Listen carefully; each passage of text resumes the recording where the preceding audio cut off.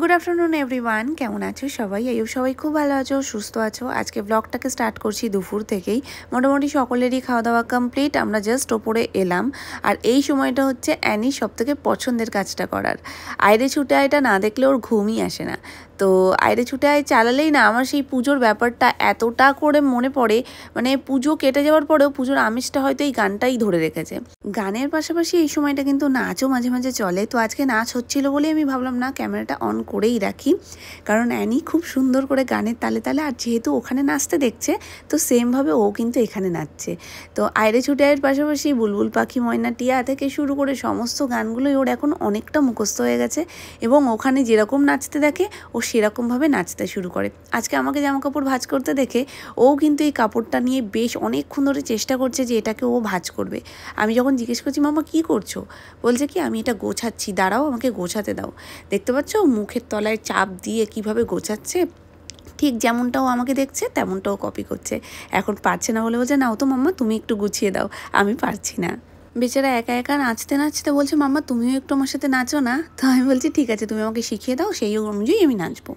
ও কিন্তু টিভিতে দেখে একদম ওরা যেমন যেমন করছে তেমন তেমনই করার চেষ্টা করছে, যেটা দেখে আমার এত হাসি পাচ্ছিল।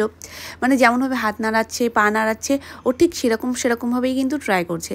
ওর মধ্যে এই জিনিসটা আমি অনেক ছোটো থেকেই দেখি যে ওকে যদি সামনে থেকে কিছু একটা শেখানো হয় ও সেই জিনিসটাকে কিন্তু হুবহু কপি করার চেষ্টা করে। সেটা আস্তে আস্তে একবার না পারলে, দুবার না পারলে ও কিন্তু ক্রমাগত ওটাকে ট্রাই করতে থাকে, এবং যখন পারে তখন আবার ডেকে দেখায় মামা দেখো তো হচ্ছে কি না। তো এই একটা গুণ ওর মধ্যে ভীষণ রকমের রয়েছে। তো জানি না বড় হলে কত দূর থাকবে না থাকবে, তবে খুব শিগগিরই ও স্কুলে ভর্তি হবে, এবং তারপর পরই আমি ভাবছি যে একটু মোটামুটি বুঝতে যখন শিখবে আমি ওকে নাচেও ভর্তি করে দেবো।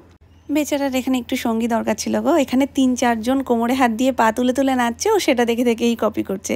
কিন্তু ওর যেহেতু কোনো সঙ্গী নেই ওই জন্য বারবার ডিসব্যালেন্স হয়ে যাচ্ছে। যাই হোক, আমাদের আরও বেশ কিছু স্পেশাল প্ল্যান রয়েছে, তো সেটার জন্যই আজকে সব কিছু তাড়াতাড়ি করে করা। এখন আমারও এখানকার কাজ অলমোস্ট হয়েই এসছে, এবার সোনাইকে ঘুম পাড়িয়ে দেবো, তারপর তোমাদের সাথে দেখা হচ্ছে সন্ধ্যাবেলায়। সোনাই ঘুমাচ্ছে, আর পাখাটার এরকম উদ্ঘট একটা আওয়াজ তোমরা পাচ্ছ, তার কারণ পাখা একদম লাস্ট খাটে দেওয়া, একদম কমানো, যার কারণে এরকম ঘ্যাটাং ঘ্যাটাং করে একটা শব্দ তোমরা পাচ্ছ। যাই হোক, ওটাকে ইগনোর করো। এখন হব রেডি, কারণ আজকে আমাদের একটা জায়গায় যাওয়ার কথা আছে। আসলে আগের দিন মৈনাক যেহেতু আমাদের সাথে যেতে পারিনি, তো সেটার জন্যই প্ল্যান করা হয়েছিল যে ওর ছুটির দিন মানে সানডে দেখে ওকে একটা জায়গায় নিয়ে যাওয়া হবে। তো সেই জন্য আজকে আমরা যাচ্ছি, আমি, সুমন, সোনু আর মৈনাক, 4 জন। কথা হচ্ছিল দুটো জায়গা নিয়ে, কোথায় যাওয়া হচ্ছে এখনো পর্যন্ত কনফার্ম না, কারণ ওটা নিয়েই মানে একবার এটা তো একবার ওটা এরকমই হচ্ছে। বেরোনো হোক তারপরে কনফার্ম হবে যে কোন জায়গাটা আলটিমেট যাচ্ছি। তো ওই জন্য এখন আর আলাদা করে কিছু বলছি না। এখন যেটা সবার প্রথম কাজ সেটা হচ্ছে রেডি হওয়া, তারও আগে যেটা সেটা হচ্ছে ফ্রেশ হওয়া।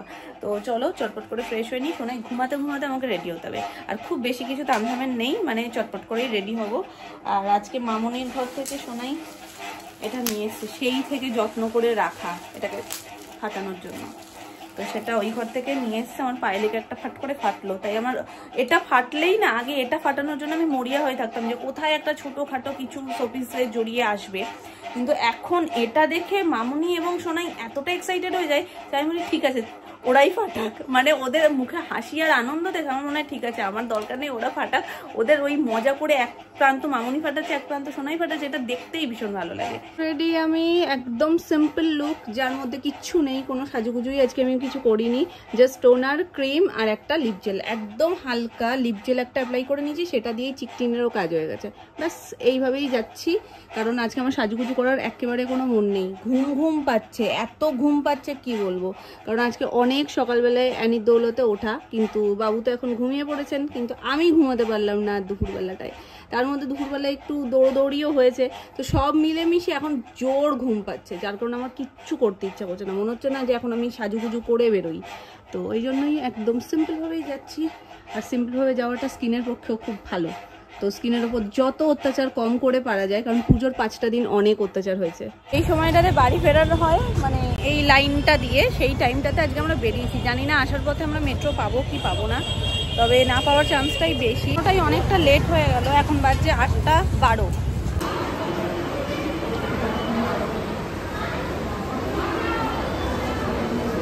ব্যাপারটা শর্ট আউট করতে হবে সবার আগে। কাদের সাথে দেখা হয়ে গেল, ওরাও ঘুরেছিল লেক মল, ওরা ফিরছে আর আমরা যাচ্ছি এখন ওদিকে। কটায় বেরিয়েছো? ঠিক আছে, এই টাটা। কুদঘাট নেমেছো কেন? টালিগঞ্জ নামুনি কেন? সহজ হয়ে যায়। টাটা। হাতারি যাচ্ছি, হাতারি যেটা গড়িয়াহাটে ওটা।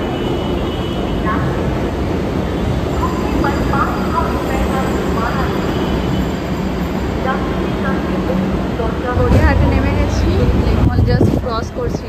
আমপুরা লেক মলেই এসেছিল আর মানে একই টাইমিং হয়ে গেছে, আমরাও মেট্রো ধরবো আর ওরাও সেই তার আগের মেট্রোতেই নেমেছে, নালে দেখা আর হতো না আজকে। চলো আমরা যাচ্ছি হচ্ছে হাতারিতে। ফার্স্ট প্ল্যান হয়েছিল স্যাফরন ট্রি, কিন্তু ওখান থেকে আসা যাওয়ার মানে ইয়েটা খুব মানে মুশকিল। দেশপ্রিয় পার্কের উল্টো দিকের যে রাস্তাটা লেক ফ্লাইওভারের দিকে, ওখানে অটো যাতায়াত করে ওই লাইনটা। হ্যাঁ, কত অবধি থাকে অটো? এই অটো প্রবলেমের জন্যই স্যাফরন ট্রিটা ক্যান্সেল করে হাতারিটা করা হলো। হাতারিতে অ্যাটলিস্ট এই আসার সময় প্রবলেমটা হবে না। তো চলো, এখনো পর্যন্ত কনফিউজ যে কোনটা করবে। তাহলে আমরা কোথায় যাচ্ছি? হাতারিতেই যাচ্ছি তো, ওটাই কাছে হবে আর ওটাতেই যাচ্ছি। হ্যাঁ, আর নিজেদের বাইকে গেলে কোনো রকমের কোনো সমস্যা নেই, কোনো চাপ ছিল না, কিন্তু অটোর ওপর ভরসা করলে। হাতারির খাবার দাবার ভীষণ সুন্দর। চলো, মনে হচ্ছে ওয়েটিং আছে, পুজো না কিছু না, এখনো যদি ওয়েটিং এ দাঁড়াতে হয় এর চেয়ে কষ্টের দুঃখের আর কিছু হতে পারে?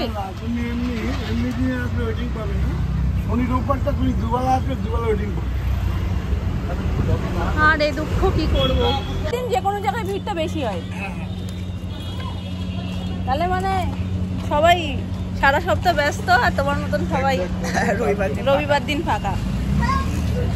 সোনাইয়ের জন্য এটা নিলাম, এটা বেশ কিউট না দেখতে, ছোট্টর মধ্যে, ওর আশা করি পছন্দ হবে। তো আমার হেভি মিষ্টি লেগেছে দেখতে।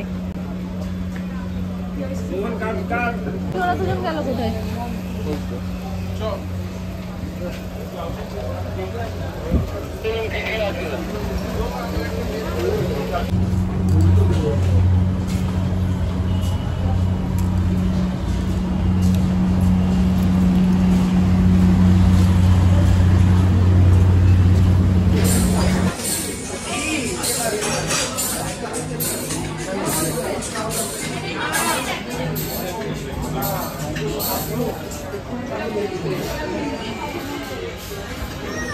ভালো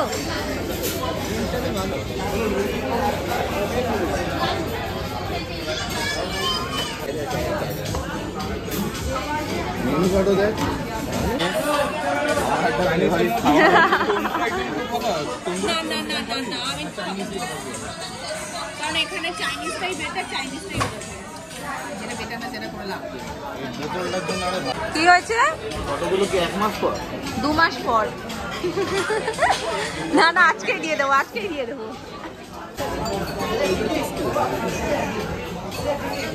যেটা একেবারেই আশা করিনি যে এত তাড়াতাড়ি আমাদেরকে খাবারটা সার্ভ করবে। তো বললো প্রথম থেকেই যে অনেকটা সময় লাগবে, কিন্তু সময় খুব বেশি লাগায়নি, যার কারণে আমাদের একটা দিক দিয়ে একটু নিশ্চিন্ত লাগছে। এই রকম গতিতে যদি আসে তাহলে মেট্রোটা হয়তো বা আমরা পেয়ে যাব।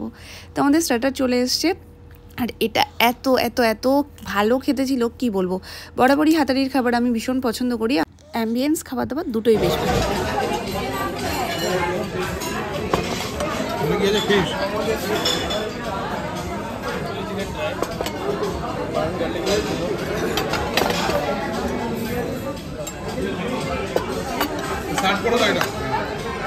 ব্যাকগ্রাউন্ড মিউজিকের জন্য আমাকে আবারও ভয়েস ওভার দিতে হচ্ছে, কারণ ওখানে যা কথাবার্তা হচ্ছিল সেটা আমি রাখতেই পারতাম, কিন্তু এত লাউড মিউজিক ছিল যে আমি সেটা রাখতে পারলাম না, আবারও আমাকে ডবল করে খাটতে হলো।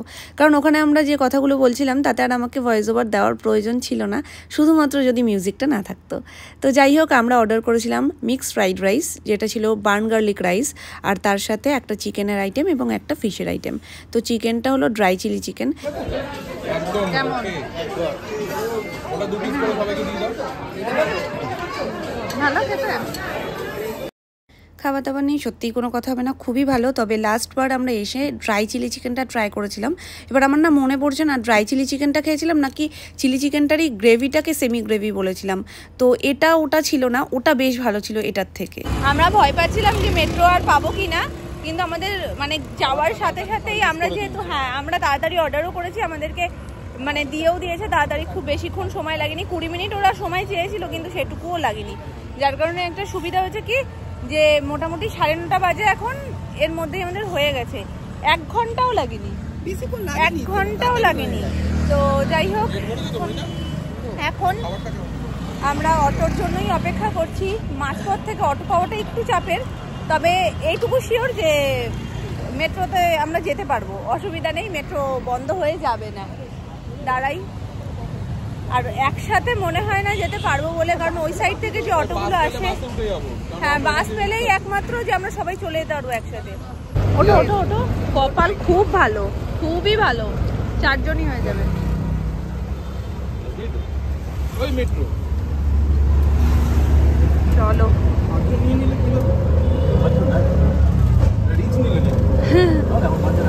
রাত বলে কি 5 জন নিতে পারলেন? 5 জন তো হয় না গড়িয়ার অটোতে, গড়িয়াহাটের। ওর ফেভারিট বাচ্চা।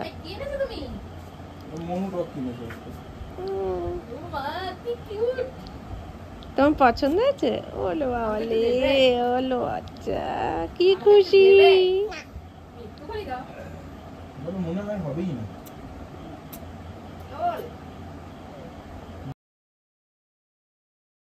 বাবা তুমি কে দিয়েছে এটা বলে দাও, দাদানকে জিজ্ঞেস করছি। তোমার পছন্দ হয়েছে? কি দিল তোমাকে? ওলো আচ্ছা, তোমায় কি দিল? দিল? ও সুন্দর জিনিস, আবার উঠে। তুমি আমার কাছে কি চাইছিলে? কি চাইছিলে বলো? খুব পছন্দ হয়েছে। আমি তখন টাকা গুনছি, বলে কি আমাকে একটা টাকা দাও।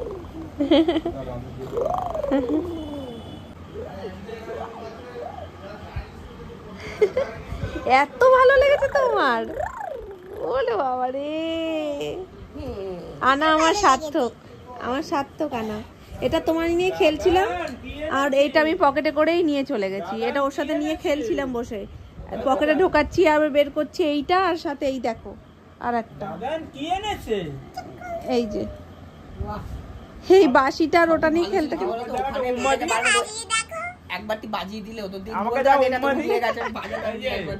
এই যে আমাকে দাও। বাজাতে কোথায় বলতো, পাশের যে দাও না। টেবিলটা ছিল না, ওখানে বাজাতে হয়। দাও, চেল্লা চেল্লা চুপ করে দাও, বাজিয়ে দিই। আমি বাজাবো। এ বৌদি বাজাতে পারে না, এত আস্তে বাজাতে, জোরে বাজাতে হয়।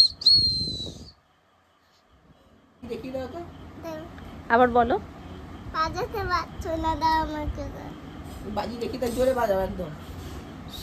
হ্যাঁ বড় জোরে বেজেছে, বড় জোরে বেজেছে। ওরে বাবা রে।